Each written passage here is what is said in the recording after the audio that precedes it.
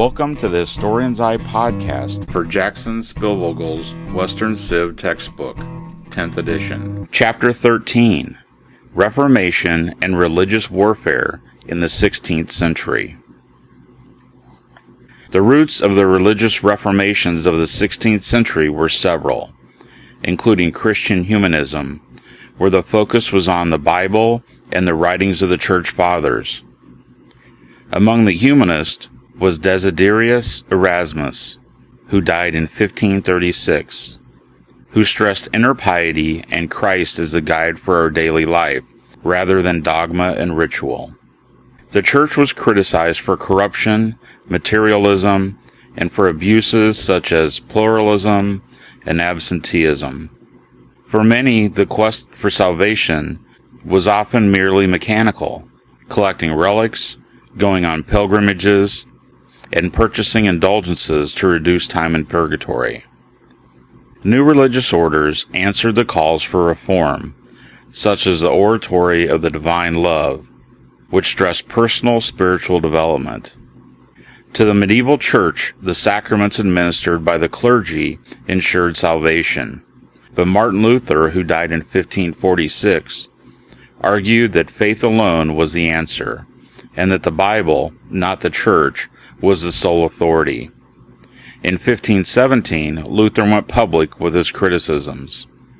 Outlawed after being condemned by the Pope and Emperor, he translated the Bible into German.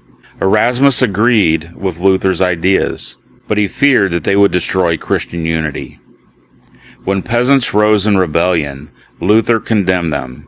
Equality before God did not mean equality on earth, and pragmatically, Luther needed the support of the German princes against Emperor Charles V, who reigned from 1519 to 1556.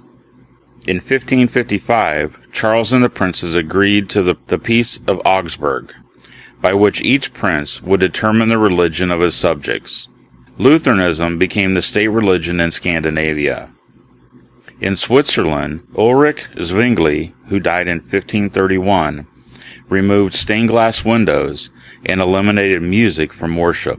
And despite his failure to secure an alliance with the German reformers, Zwingli created a movement that spread among the Swiss cities and sparked civil war.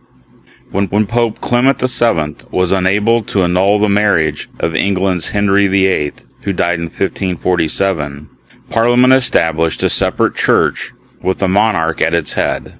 John Calvin, who died in 1564, agreed with Luther's theology, but he went further in emphasizing God's sovereignty and the concept of predestination. Some were predestined to heaven, others for hell. His leadership made Geneva, Switzerland, the focus of Protestantism.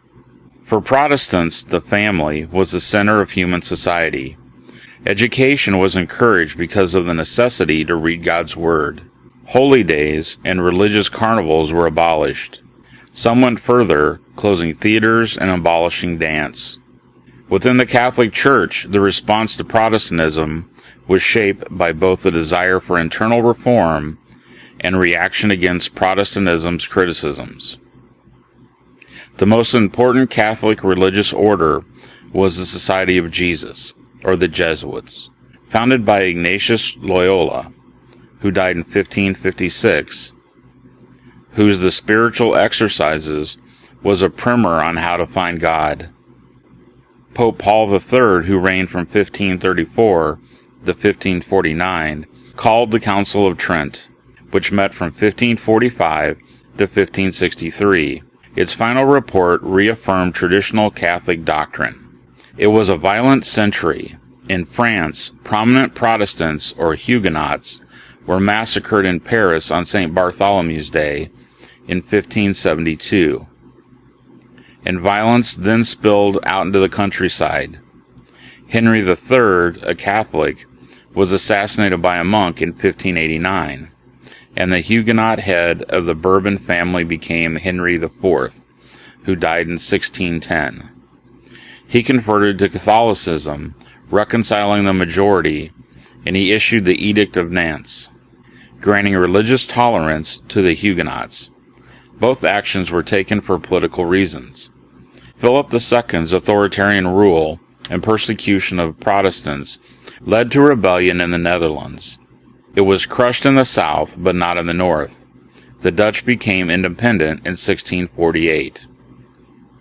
In England, Elizabeth, who died in 1603, a moderate Protestant, initiated policies that satisfied most, but not the radical Puritans, who wanted to rid the Church of England of Catholic-like rituals, nor her exiled Catholic cousin, Mary, Queen of Scots, who plotted against Elizabeth and was beheaded.